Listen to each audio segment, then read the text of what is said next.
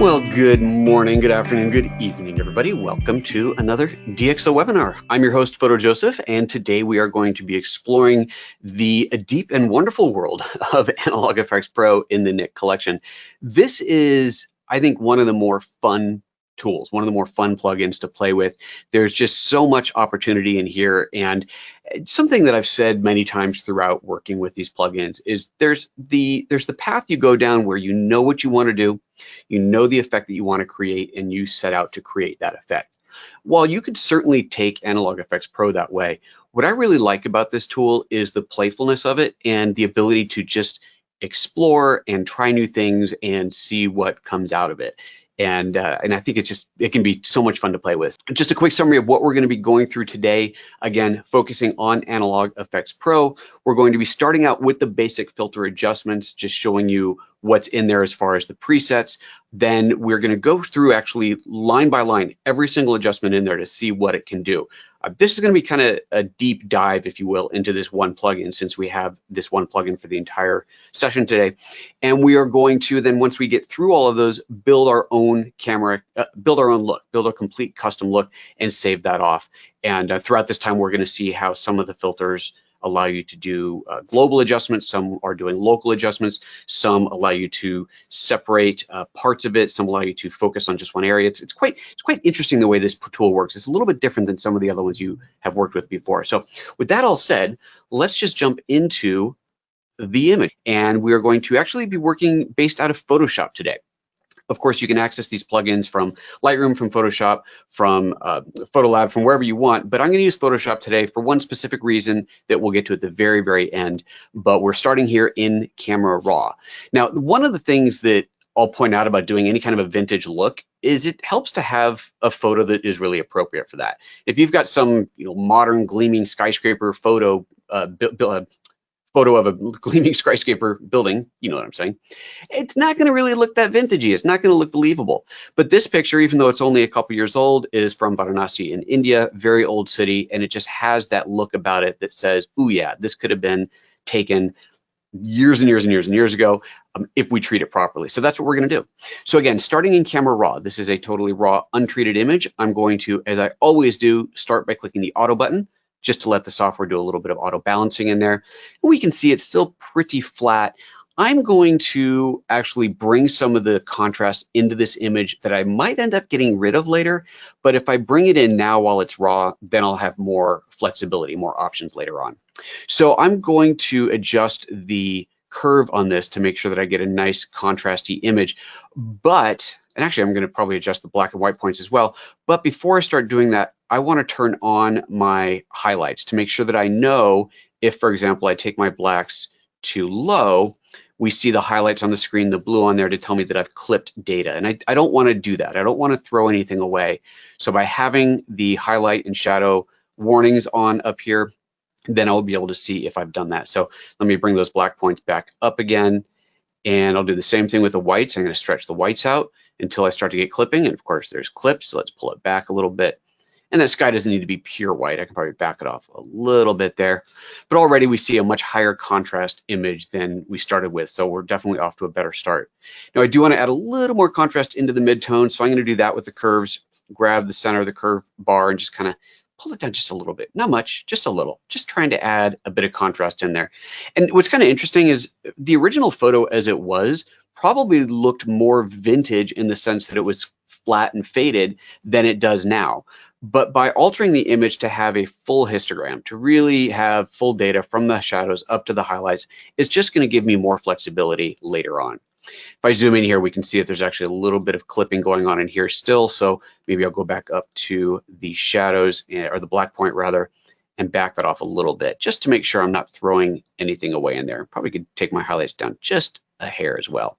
I'm going to couple of little dots in there where you have things like specular highlights. There's nothing to lose, so I wouldn't worry about clipping those out. But for the most part, we want to have full range. So there's that image. I'm pretty happy with the way that is. So let's go ahead and open this. Now I can just click on open, which will render this out as a pixel file.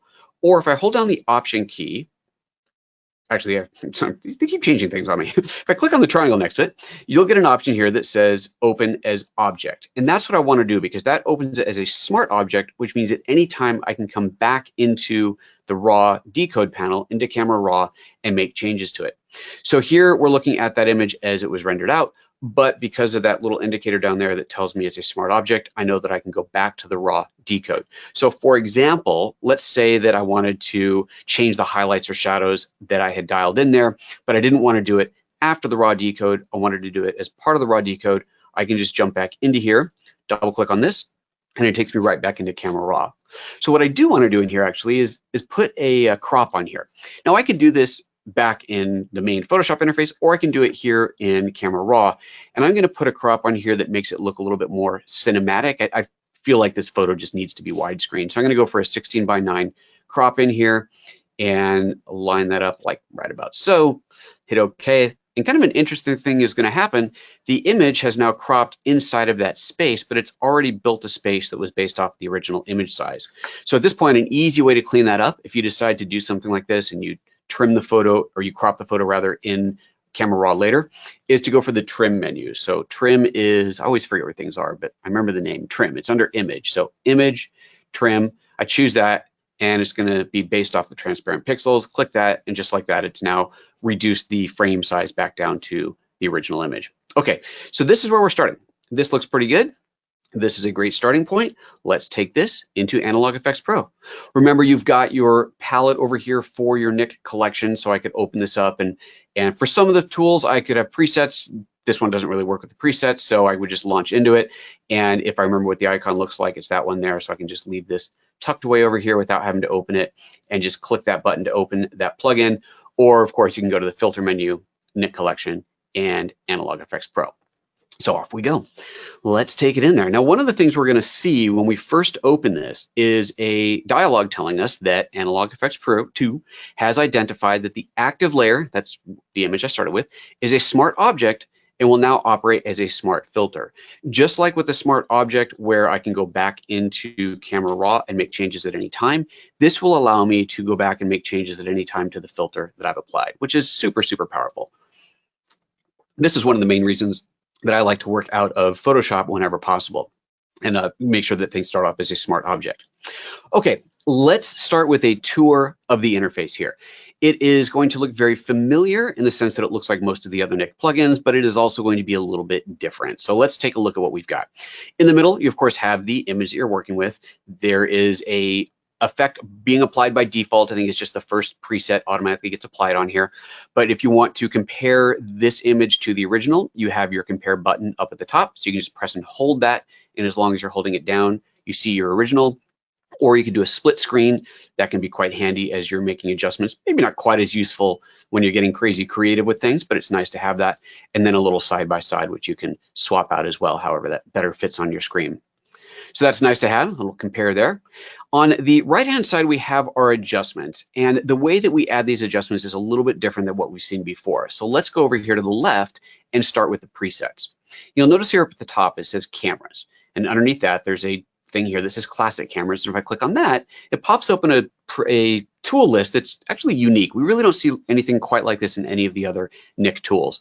We have a list of tools on the left, and then a list of tool combinations on the right. We're going to come back to the tools later on, but let's just start with the tool combinations. What each one of these is effectively a set of presets that are grouped together into presets that make the image look like they came from a classic camera, from a black and white camera, from a wet plate camera, and so on and so on. And as I select one of these, let's actually just leave it in classic camera for now. We have now a series of presets on the left-hand side that we can run through. If I click on one of these presets, we're going to see the changes happen over here on the right, and then of course the results of that in the middle there. So each one of these that I click on is going to load up a new collection of settings to give the image that look. Now you'll notice that nothing appears to really be changing over here, but if I was to open each one of these up and take a look at where it was as I go from preset to preset, you would see these change. It just happens to be that when I choose the new preset, it kind of reloads the film type each time, but it is actually changing things inside of each one of these adjustments in here. So you can go through these and just try out different ones and click on them and get some inspiration and see what might look good for you. Now, one of the things that's really fun here is if I go to the very bottom of the list, there's this button that says I'm feeling lucky. And what this does is it randomizes all of the loaded filters. So if I just click on this now, it's going to totally randomize everything in here, the basic adjustments, the dirt and scratches, the lens vignetting, and so on. And every time I click it, I'm going to get something different. And if you like what you see, then you need to save it. Click on the save button here, and you can save that out as, we'll just call this something cool. And now I've got a new preset based off of that totally random generation that I had just done. Now that I've saved that, you notice that the palette on the left changed. Instead of looking at the camera's palette, I'm now looking at the custom palette, and we see that one preset that I just made in there. So let's go back into the camera's palette again and jump over here and take a look at a different set of tool combinations. Let's go for wet plate, something totally different in here. And I'll select one of these. And at this point, you may have noticed that on the right, not only did the adjustments change, but the collection of adjustments changed. We no longer have the same ones in here. It's a different set of tools. There's basic adjustments, bokeh, dirt and scratches, photo plate, lens vignetting, and film type have all been added into here. Now, as I go through these different presets in here, we're going to see the same collection there, but again, each one of these settings is going to change depending on the preset. So at this point, you might be wondering, well, hold on, where did these things come from? How do I choose which ones of these I actually want in here? Well, that is from this list on the left, the camera tools. And as I click on any one of these tools, it would load up over here on the right. Now, here's the thing, and this is one of these little gotchas that when you're first getting to learn the tool, you might run into this accidentally sometime. Let's say you're looking at this and you're looking at the photo plate and you're thinking, okay, that's cool. Let's add light leaks to this. And so you click on light leaks to add it, and suddenly everything's gone. Everything that you had on the right here is gone. All that you're left with is light leaks. So clue number one of what's happening in here, when you open this and you click on any one of the tools in here, it is going to replace whatever you have with that tool. If you want to add something to the tool, you actually have to go into the camera kit interface. So let me back up. Let's go back to wet plate and load up one of these presets again. Let's say that this is the preset I want to start with. And then I want to add a lens flare as an example on top of that. I go into the palette here. I then click on camera kit where it says build a camera. And now the interface on the left is a totally customized interface where I can change any aspect or add any component to this that I want. So here we can see how this works. We'll see that some of these are grayed out because they've already, some of these are grayed out because they've not yet been added. Some of them are highlighted because they have been added. So you'll see here there's basic adjustments, bokeh, dirt and scratches, photo plate, and so on. We see those over here. The ones that have not been added are grayed out. And if I want to add one, I hover the mouse over it and don't just click on it, but click on the plus. So here's another one of those little gotchas that you really want to pay attention to when you're in here. If I just click on this light leaks right now, it is going to replace one of the components over here. So if I click on light leaks, actually, I can't even do that. I lied to you, totally lied. Just have to add it. Just click to add. There we go. See, told you, sometimes the tool's a little bit different than you expect it to be. I click on the plus and it adds that over there, and it has added light leaks onto this tool list. Now it is also adding it in this order. Unlike some of the other tools like Viveza, for example, where you can add these tools in any order you like and you can rearrange them and that will change the effect of it, that doesn't actually happen here. These are always added in this order. So now I have all these on here. If I want to add another one like zoom and rotate blur, I click on that, it adds that into the mix, and now I've added that in there. If I want to get rid of one of these, you can go back over here and each one of those pluses becomes a minus. And so if I want to get rid of that zoom and rotate blur, I hit the minus there and it deletes it out of the stack. So from there, you see how you build your own custom set. If you wanted to start completely from scratch, you'd go in here and just delete everything that's in here. Let's get rid of all of these adjustments. There we go. And now everything's highlighted. Nothing custom is loaded. The basic adjustments is the one to start with. So now this is what I was meaning to show you earlier. If I click on one of these like motion blur, it actually does replace that first step. So this is a point where you're going through and just trying out each filter, each adjustment on its own. We are not combining it with other adjustments in here. And then when you're ready to start combining it, then you start clicking on the plus and you add that to it. So basic adjustments plus zoom and rotate blur, now plus photo plate, and so on and so on. So again, a little bit of a uniqueness in the way this tool set works, but certainly good to know how you go about building your own custom thing. And again, if we go back to the presets, let's just spend a little bit of time jumping through these because there are so many cool ones in here. And then after that, we will take a short break for a couple questions if anything's come up yet. And then we're going to go in and go through all of these one by one, dig through these deep and see what each one of these can do. So let's just play with some of the presets. Let's go for color cast and try this out. You know, this one's going to be a little bit more subtle from the looks of things. Get a little bit of just a slight color cast applied to the image, which definitely gives it that slightly vintage look, a little bit faded in there, a little bit brownish. I kind of like the cool colors. That's a direction I often go in my photography. And then of course, that I'm feeling lucky. And I love that you can just keep on clicking this. And every time you click it, you get something different. Super fun.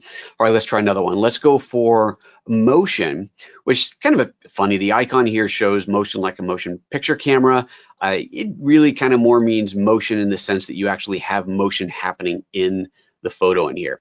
And now some of these, actually I'd say pretty much all of these, when you first load them up, are really overdone. There's just a lot going on. There's too much going on. So we're definitely going to want to go in and play with the sliders and pull some of these back. But to learn how to do all that, again, we're going to go through each one of these one by one and really get to appreciate what each one can do. But let's just play around a little bit more. Let's take a look at wet plate. You can kind of this wet plate photography. If you're not familiar with wet plate, that's like the original way to do photography prints. Back in the oldest ages of photography, photos would come out looking something like this. It's probably a little bit too sharp, a little bit too much detail to be believable, but there you go. That's the type of a look that you would get out of that.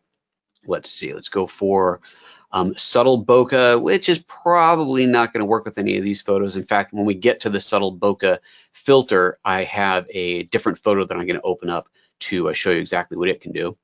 Double exposure can be a lot of fun. This is where you can have the simulation of pressing the shutter twice on the same piece of film.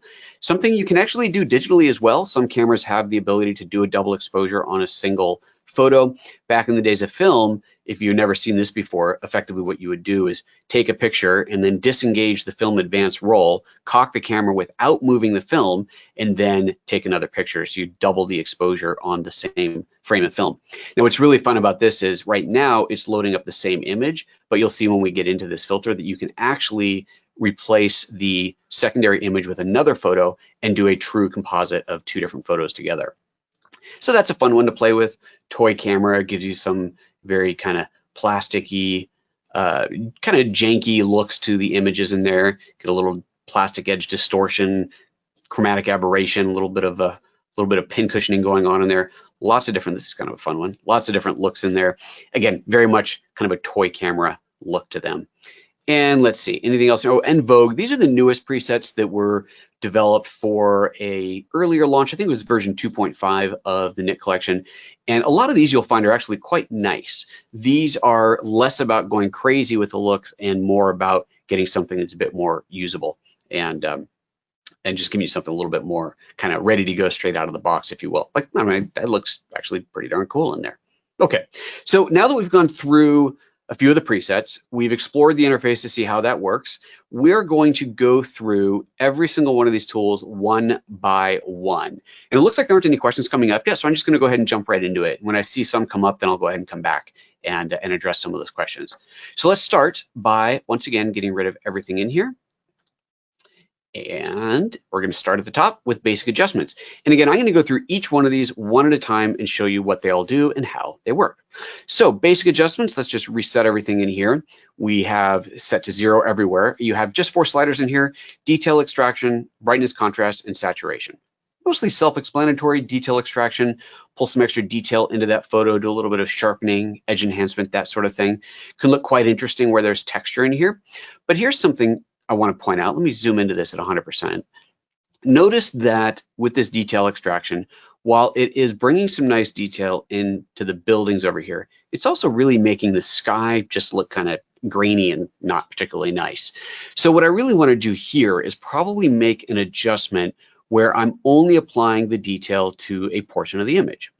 Now, if you are familiar with the Nik collection already, you are familiar with control points. And just in case you're not, let me give you a very, very quick overview of control points and what they are.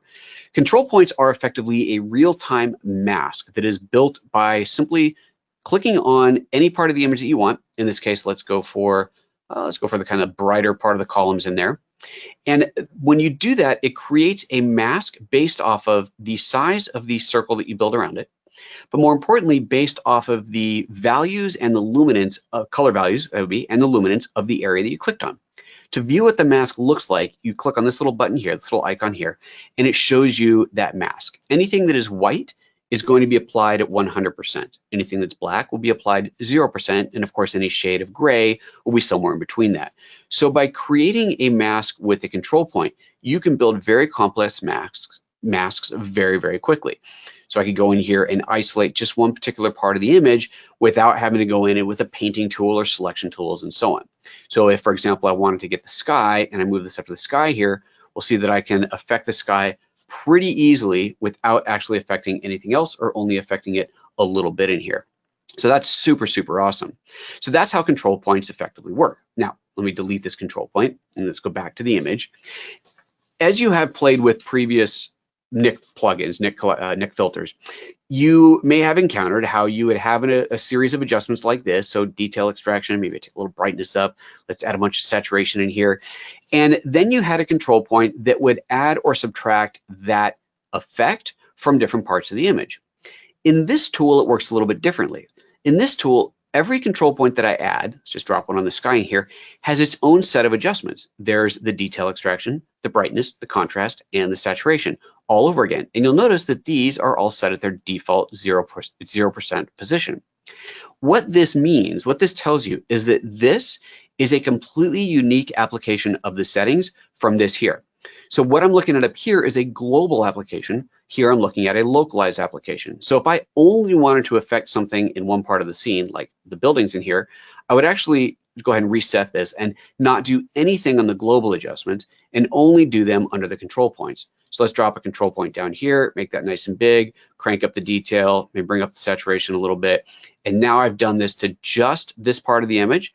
And again, if you want to see exactly what you're affecting, jump over to the mask view.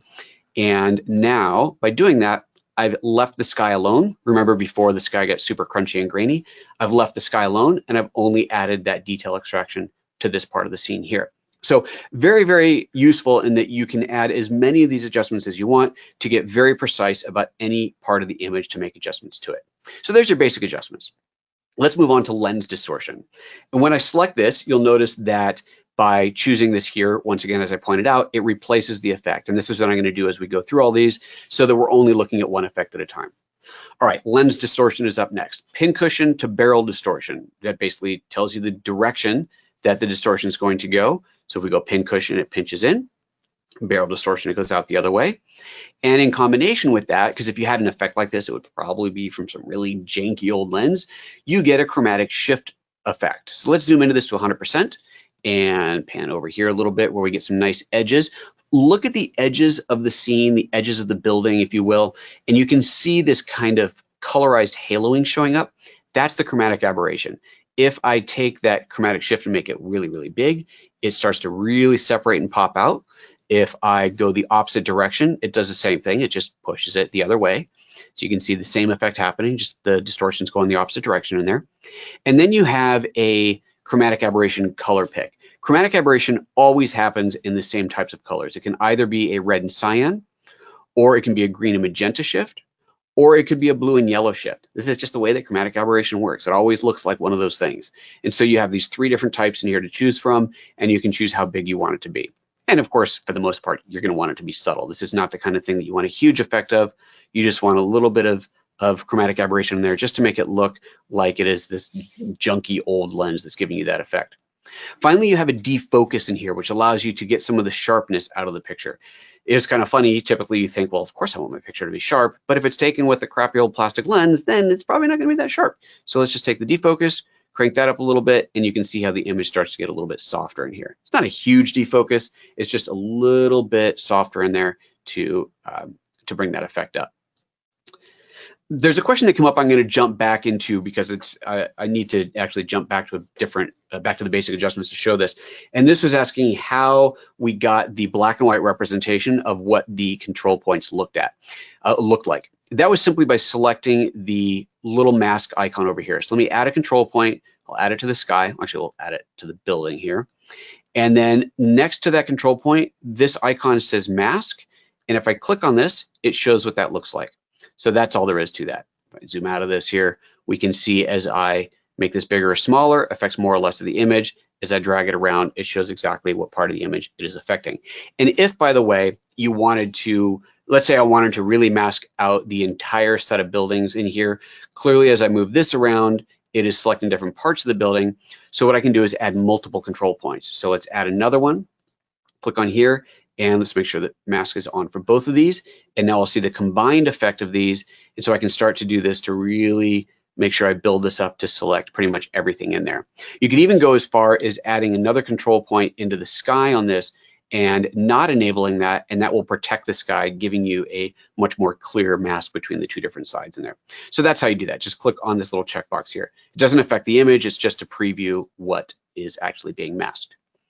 All right, moving on. So we were at lens distortion, we finished that. Let's move on now to bokeh. Now, bokeh is going to look a little bit familiar if you have played with perspective effects. It actually is a similar effect to what you'd get with the miniaturization effect, but it does have a few unique properties to it. So first of all, the idea here is pretty simple. You have a sharp part of the image in the middle of this shape, a blurry image outside of that shape, and the transition from sharp to blurry is the size of this inner ring here. So if I take this outer ring and I make it smaller or bigger, it makes that transition smaller. If I take the inner ring and make it smaller or bigger, that makes the protected area inside bigger or smaller. I can distort the ring by dragging the edges like this, so up and down like so. I can rotate the ring by grabbing the dotted line between them. And between these effects, I can move this, position this over whatever area I want to make the background area of look out of focus. Now with this picture, this doesn't really work. There's no really good believable thing I can do with this, but I am going to jump into another photo to show you some of the bokeh effects in just a moment here. But before I do that, I want to go through the rest of the controls in here. So right now I'm working with a circular bokeh effect. If I go up here to linear, it goes into this kind of tilt shift. And this is where we really see that look that we would have seen from perspective effects, where I have that kind of miniaturization look. Again, it doesn't really work for this photo because this is the kind of thing where you want to be up high to make it look believable. But I mean, that's kind of believable-ish, little tilt shift look going on here. A little bit, you know, not the best in the world, but it does get the job done. And again, you have the transition of, or rather the size of the protected area, and then the transition of that defocus out. And again, up here, you have your blur strength, how blurry you want that to be, and then a highlight booster because your highlights often get lost in here. So you can kind of boost those back up again. Now there's another control over here that shows up when we use the circular one that changes the shape of the aperture. And for this, I need to go into a different photo. So I'm gonna go ahead and apply this. And incidentally, here's a moment where we're going to see the effectiveness of working with a smart object and a smart filter. The original photo with the filter applied on top of it is right here. I will be able to go back in and pick up where I left off by simply opening this up in just a moment. But before I do that, let me go in and open this photo here. Now, this particular picture already has a little bit of shallow depth of field. This is, of course, a Christmas tree ornament, and we see the little lights in the background, little defocus lights in the background in there, some little specular highlight reflections on here, and it is a cute little photo, but maybe I want to add more bokeh to this. So let's go ahead and take this into Analog Efex Pro, and we're going to add that bokeh effect, and you're going to see just what we can do with these highlights in here, which is really quite cool. All right. Let's get into here. Let's go to camera kit. I'm going to get rid of everything because I just want to focus on the bokeh. And I'm going to take this and position it over this little ornamental little booty in there.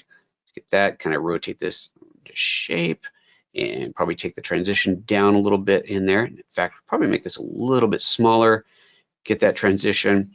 You know, to use this effectively and to really be believable, it can take a bit of effort to really line things up, and it's not going to work for every photo. But when you have a photo like this one where it works pretty effectively. It's pretty cool. So let's go up here and take the blur strength up a little bit. We can really see a lot of blur happening in the background. Of course, we can get unbelievable about it. Let's not go too crazy. Let's go right about there.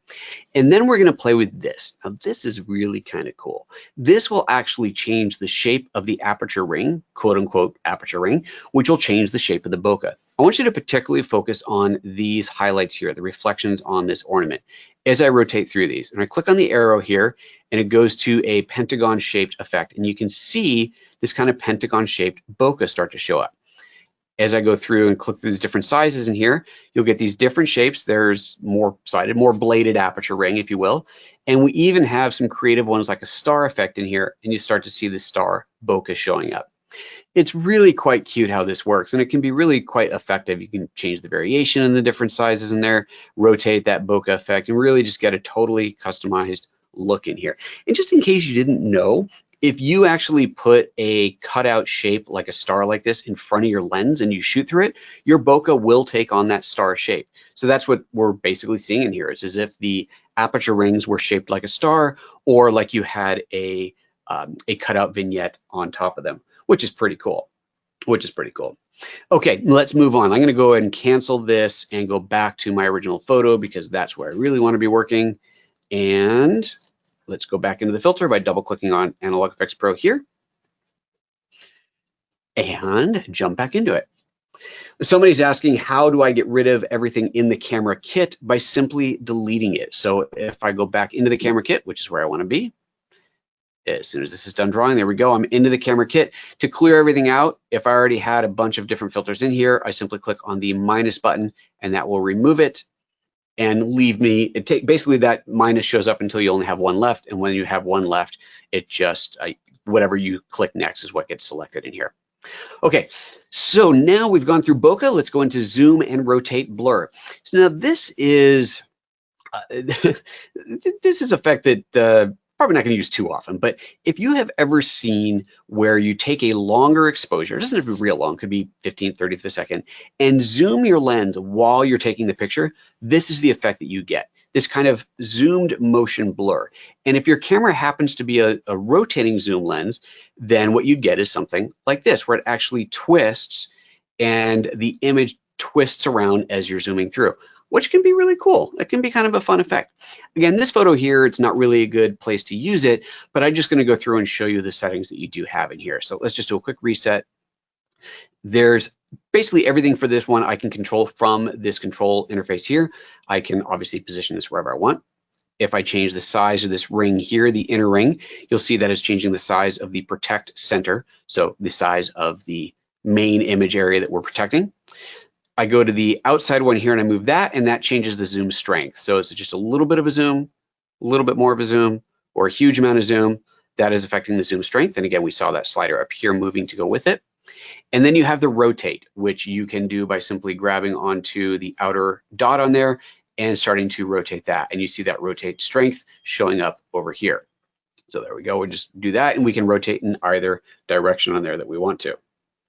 So that's effectively all we're doing in here. There's not a whole lot to it. It's pretty straightforward. If you want to have that zoomed effect, you can absolutely do that in here.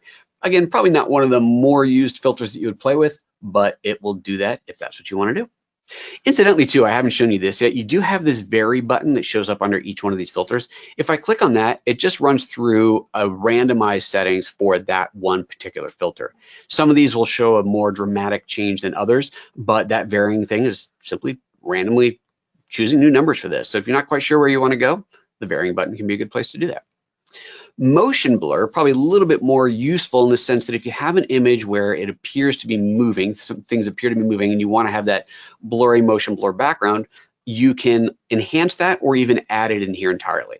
Now this photo is mostly a static photo, right? So there's not really a whole lot moving in here, but I was playing with this before and it gets a little silly, but I'm going to make it look like these guys down here are going really, really fast.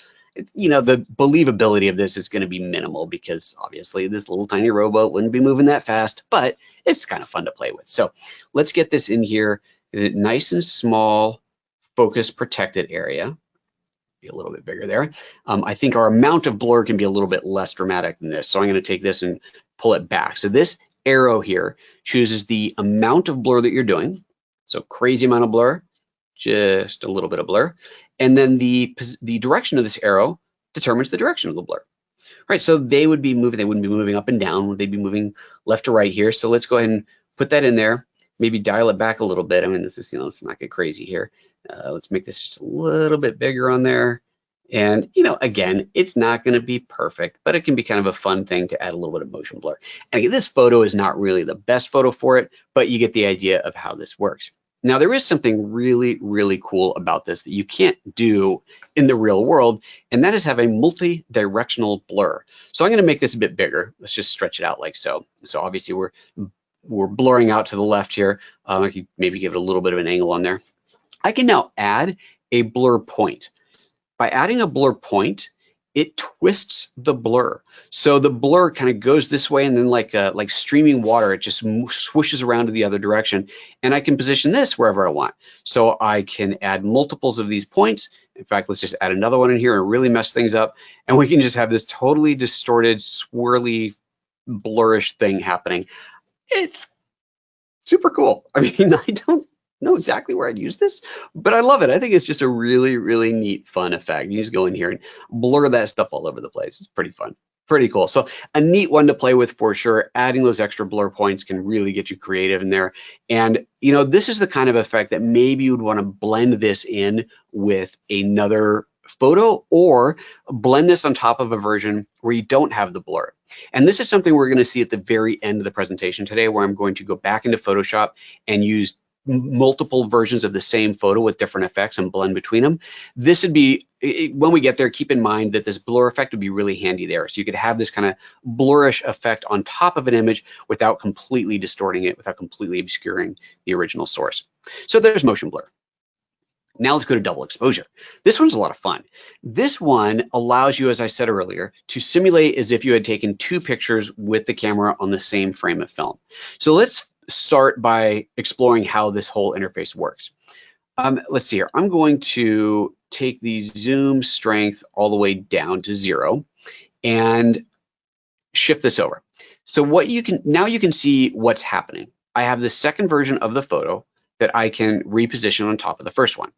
And if I put this back in its default position, right back in the center, get it right about there, it will effectively look like nothing has happened, because it is in its default position. We're seeing two versions of the same photo. There's no difference in here. But as I move it, we're of course seeing that shift. Now I can take this and scale that, so I can make that secondary version bigger or smaller. If I get smaller though, or go off to the edge here, you'll start to see the edge of that photo. So you can see that along the bottom there. So clearly that wouldn't work like that, but you do have the ability to do that. Typically you're going to use this, reposition it by making it bigger and then repositioning it so you don't get to the edge. So you've got that. You can also rotate this. So I could go in here and click on the edge and rotate that second version of the photo. So that's something you can do as well. And then we have some exposure blendings in here, but this is going to work better when I load up a separate image. So I'll come back to that. Once this is in position, I can now go to this tool here, and this will allow me to change the zoom strength and the rotate strength between the two versions of the photo. So if I take that zoom out a little bit, let's take it up a little bit like so, we get that zoom blur happening, just like we saw with the zoom and rotate blur. We're getting a zoom blur applied to that top image. And if I grab there we go, and rotate that, grab the little dot and rotate it, I can get that rotation blur. So it's a zoom and rotation blur that is happening to that top image, and I can change the position of where we're seeing that zoom and rotate happen in there.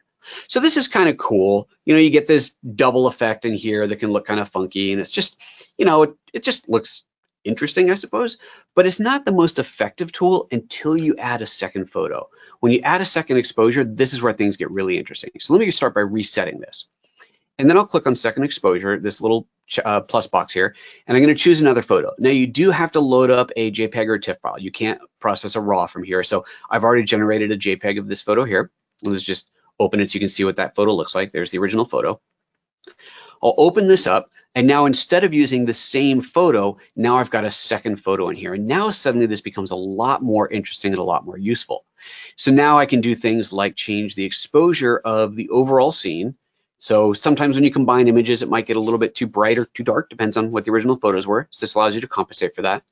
But the exposure balance allows me to shift between which photo I'm seeing more of. So if I go exposure balance to 100%, I'm only seeing the top photo, which incidentally can be a good way to make sure that we're not doing something like this here where I've got this edge cut off. So oops, let's not do that. Let's move that over, or maybe we'll just grow it a little bit bigger. Make sure we don't have that edge showing up on the image there. If I take the exposure balance all the way the other direction, we're only going to see the original photo. And then of course, this balance now slider now gives us something in between. So we can really find that difference in there. And between the exposure balance and the exposure photos in here, exposure slider, we can choose what portion of the image we want to see in there. Now you'll notice that the lens rotation tool is still here, but the sliders are not here. This is actually, I believe, a bug. We don't actually have any control effect over this. So if you're trying to drag this around and it's not doing anything, that's to be expected. You're not supposed to have control over it, so we just ignore that for now. The control that you do have is over that overlaying image, though. That's where that shows up. Super. Okay, so that is how the double exposure tool works. I think just really, really powerful, and it gives you that ability to composite without going into Photoshop. Now, obviously, I came from Photoshop here, so that's kind of a silly thing to say, but let's say that you started in Photolab, you would now have the ability to do a double exposure, which you normally could not do. You know, it's a little bit limiting, but you do have that double exposure capability in there, which is kind of fun. All right, let's move on now to light leaks. So again, when I click light leaks, it's going to replace double exposure. We're going to lose that whole thing, and we're starting all over again. Light leaks, as you have probably seen before, is when you get a flare of light coming across the lens, or maybe an actual leak inside of the film chamber. Maybe the camera wasn't closed all the way, so we're talking really old school film here, and you got some light leaking into the camera. And that can show up in all kinds of different ways. If I take the strength all the way up, we'll see a little bit more strongly what's happening in here. Most of these are going to look like flares, and my UPS is clicking on me, which I wonder if means we're getting a little bit of brownouts in here. So if I lose everybody, I apologize. We are having some serious wind outside here. Okay, so as I go through and I click on these different ones, we see a preview of what they look like. Taking the strength slider all the way up to 100% is definitely advisable here when you start, because it allows you to see more of what you're actually getting. And then you can go in here and reposition that flare, so you can use different parts of the image. You can't scale it. You just have a limitation of this box border that you see on the screen here. You can position that wherever you like. But that gives you an idea of the whole effect, and then you can take the strength and dial that down a little bit. Now, there are a series of collections in here. You've got your soft, you have the crisp ones in here, which are going to give you a little bit more dramatic kind of an effect in there. So you get like hard lines like this. Maybe load this one, see what this one looks like. Again, here we'll get some hard edges on there. So you do get some interesting effects in here. Again, by setting the slider of the strength up to 100 to begin with, that'll really allow you to see a little bit more of what is happening in there, and then you can start to dial that down. So with this tool, we can position things wherever we'd like in here and get that nice flare going on. You can also go in with the control points and knock part of the image back. So let's find one that, let's see what's under dynamic. Maybe pick something out of here, load something like this. Yeah, this is cool. So let's say that I like, let's say right about there. Okay, so I like the way this is affecting the building. Let's dial it down a little bit. It's a little bit too strong, but it's really washing out the blue sky in a way that I don't like. So I'll go in here and I'll add a control point, click on the sky, and then take the texture strength all the way down to 0, and that has now protected the sky from that effect. So now, again, that mask, if we go back in and reveal that again, that mask is affecting the sky, it's protecting the sky in there. I've set that to 0%, so we're only seeing the filter effect on the buildings. We're not seeing it anywhere on the sky. So a very effective way to do that. All right, let's see here. Anything else in here? And then I'm going to take, that was pretty good. All right, I'm going to turn the camera back on for a moment, take a little breather here and take a look at, there's a couple of questions that came up and address these. All right, first question, can you use the motion blur to blur, for instance, the boat alone and leave the rest unaffected? Oh, interesting. So it'd be an opposite effect. No, the motion blur, I'm gonna double check that, but the motion blur is affecting just the inside. I don't think there's any way to invert this. It's an interesting question. So you can change the size in there. No, you can't invert that and only add the blur to the inside instead of the outside. So great question. Sorry, no, but I like that. It's a good feature request. Incidentally, whenever you come across something like this that you think, oh, I wish the plugin did that, You know, it's very easy, and I tell people this all the time, it's very easy to assume, they've probably heard that before. I'm sure a bunch of people have asked for that already. I'm not going to bother. Don't assume that. First of all, maybe they've never heard it before because no one's ever thought, oh, I should really ask for this. So ask for it. Go to the DxO website. There's a feedback suggestions thing in there somewhere, and click on that and submit a feature request. You never know. I got to tell you, I've been in the software industry for a really long time. There are countless programs out there in existence today that have features that I requested because I asked for them. And you know, you don't get what you don't ask for. So definitely do that. And sometimes it's a feature that maybe they won't add until they get a bunch of people asking for it. So even though you may think, well, I'm sure somebody's asked for this. Sure, they probably have, but you should ask for it too, because the more people who ask for it, the more likely it is going to be to get added. So that's a great example. I think you should ask for that feature. And if it shows up in the next round, then we know who did it. The next question was, can you add an effect twice or more? For example, if you want to have 2 light leaks. Unfortunately, you cannot. This is a limitation, and that is definitely something that is a common request. But once again, please make that request again so that DxO hears it over and over again. But no, you can't add multiple instances of any effect. If you really wanted to have multiples on there, then you would kind of need to apply in Photoshop, apply a light leak effect to 2 different layers and just make that the only thing that's on there and then blend between them. That'd be the most effective way to go about that. But unfortunately, no, you can't just do it natively in here. Next question is there a way to replace or enhance the washed out sky in Analog Efex Pro? There's no sky replacement. So the only things that you could do is you can enhance, right? So if there was some color in there, which there is in fact. So if I go, for example, back to basic adjustments and let's see, everything is reset. Let's take a control point, add that to the sky, make that nice and big, and then I'll take the saturation all the way up and the brightness down a little bit. I can start to get some colors out of this. Okay, not much. I gotta be honest, I thought I'd get more. It is a very gray day in India. Well, they're getting a little bit up there. I see a little bit of blue showing up there. You can enhance what's there, but you can't add new stuff.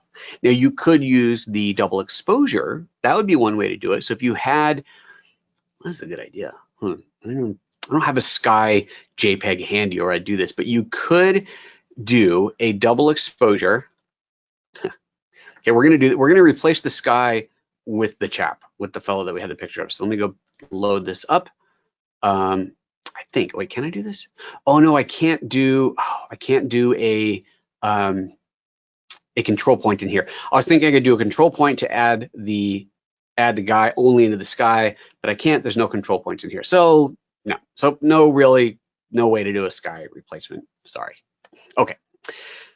And can you add the blur to the entire image and brush it back out in Photoshop? Absolutely. So that is, again, what we're going to see at the very end, one of the last steps that I do in the presentation today, where I'm going to take multiple versions of the same photo and blend between them.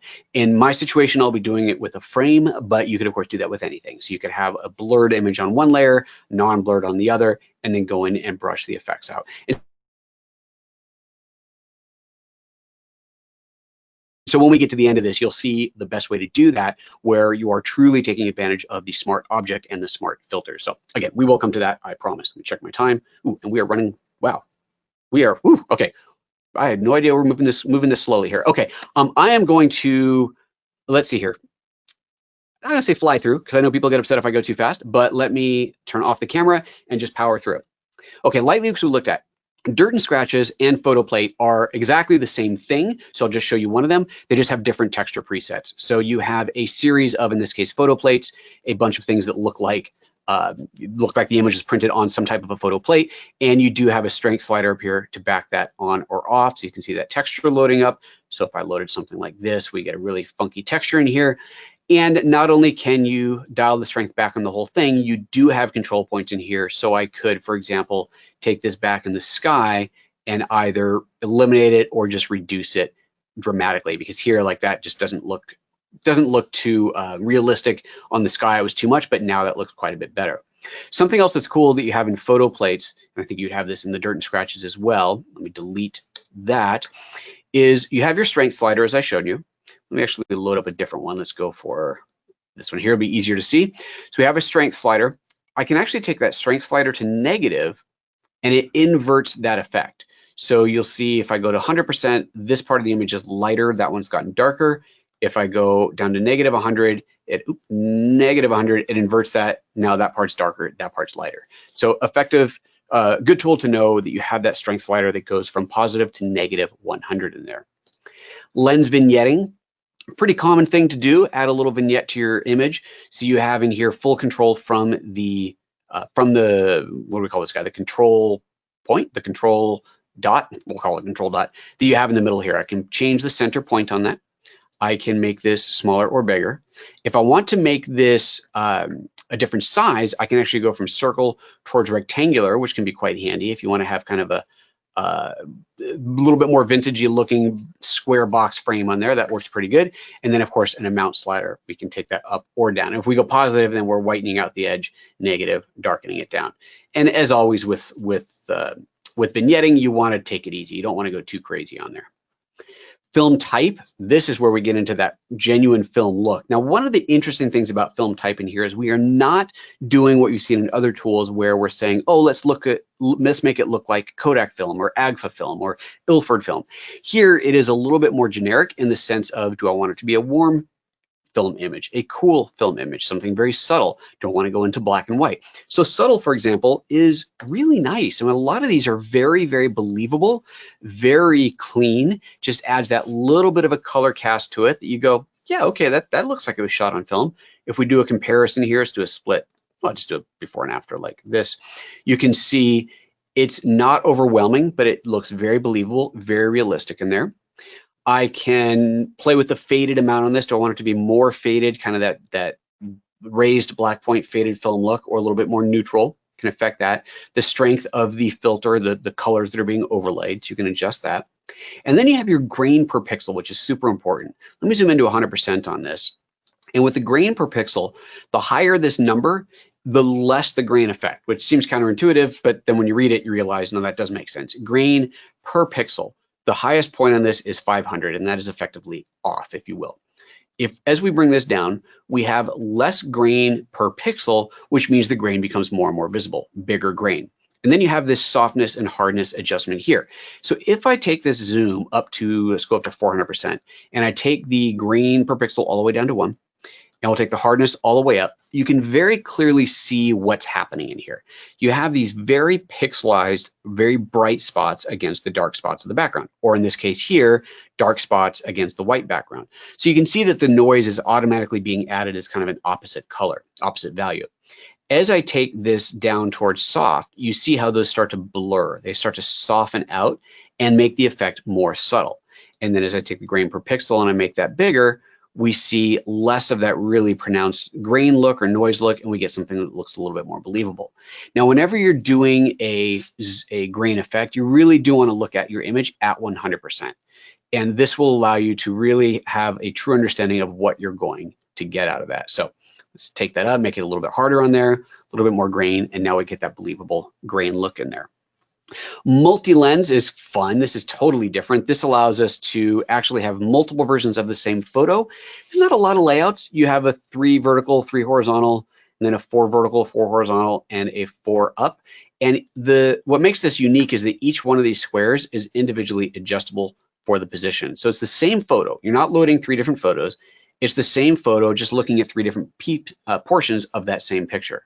You can change your border between white to black or have no border at all. Go back to white. You can change the size of that border in there. You can add a little bit of vignetting inside of each one of those frames. And then there's this slider that says variation strength. And as you adjust that, you see that there is a slight variation happening across the 3 photos. And then you have this variation type. And there's no indicator of what these are. They're just 5 different subtle effects that you add to the image that make them look just ever so slightly different in there. Frames is one where we can add a frame all the way around the photo. So let me actually start with white. This is a little bit probably the easiest one to kind of follow along with what's happening. You're simply adding a frame image on top of your picture in here. So you've got a bunch of different frames to choose from. For each one of these, you can change the scale. So if you bring it down, it's kind of curious. As the scale goes down, the frame actually gets bigger. It's kind of funny. 0% shows none of the frame. As you go up to a bigger frame percentage, bigger scale, you see more of the frame. quite sure where the slider numbers came from, but anyway, as soon as you start playing with it, you see what that does. So there you get your frame in there, and you have all these different frames, from these white borders to what they call light box, which have this kind of translucent, like you're looking at a piece of film through a light box type of a look. Some of these are quite large and take a moment to load. Let's get that up there. And ooh, that's a big one. There we go. So you get some kind of funky, cool effects in there. And then the film strip ones can be fun as well. And some of these have actual text written on them to look like an old piece of film in there. And then finally, the last one in here is just levels and curves, which is really just curves. And this is quite a simple curves adjustment, which is a good finishing tool. If you have done a whole bunch of effects on here and then you decided this looks great, but the image got a little too dark or a little too bright, you can adjust that in here at the end. So with all of that said, I am going to now do a whole custom image. Before I do that, let me answer the couple of questions that have just come up in here. And then I'm going to go, and we're going to run a little bit over here today, but I'm going to go and I'm going to do a whole treatment for this photo and then do that Photoshop thing I promised you. 2 questions. Can you duplicate the motion blur filter, for example, to do car wheels? So no, in the motion blur, you only have that one effect. You would, and remember the car wheels thing would infer that the wheels themselves would be turning, right? You'd want to be blurring the wheels, so that would be the inside of the circle, which we've already discussed you can't do. You can only affect the outside. But no, you cannot add multiple blur points in there, sorry. In multi-frame, can you change the order of the frames? Order isn't relevant because remember, where is it? Multi-lens. Order isn't relevant because it's the same photo. But what you can do is change each picture's position in here. So I can reposition each one of these. So if I position it like so, they're all the same. So if I wanted to look at the left side of the image here and the right side of the image here, that's where you have that control. So you're not changing the order because it's just 3 views of the same thing, but you can change what you see inside of each one of those views. Any special considerations when using frames, then printing the photos so it has the correct effect? Interesting question. I would say then that you want to make sure that you're printing, that you are working in the aspect ratio of which you will be printing. So if you're printing a 5:7, for example, that is a 5:7 aspect ratio, 5:7 aspect ratio. If you're printing an 8:10, that's an 8:10 or 4:5 aspect ratio. If you're printing a 16:20, you get the idea. If you let's say your camera shoots 3:2 aspect ratio and you go in here and you build your frame and border in there, and then you print that as a 5:7, it's not going to work. Something's going to get cut off because the aspect ratio of the original source didn't match the print. So what I would say is crop the image first to the aspect ratio that you're going to print at, and then add your frame. Super important to do that if you're doing frames so that nothing gets cut off. Okay, that's that. Thank you very much. I'm going to turn off the camera again, and we're going to start from scratch and just do a quick fly-through effect on this. So I'm going to simulate a kind of a plasticky, janky toy camera. That's what I'm going for here. So I'm going to start by taking the brightness down a little. Actually, let's brightness up. Let's like brighten this whole thing up a little bit. Maybe take some of the contrast down a little. And color saturation, let's crank it. Let's get some kind of crazy color saturation going on. Okay. Now let's add some lens distortion to this. So again, click the plus to add another effect. I want to have a nice distortion going on in there, a little barrel distortion. And I really want that chromatic aberration shift to be happening in there big. I want those to look like really junky, and add a little bit of soft focus in there as well. Perfect.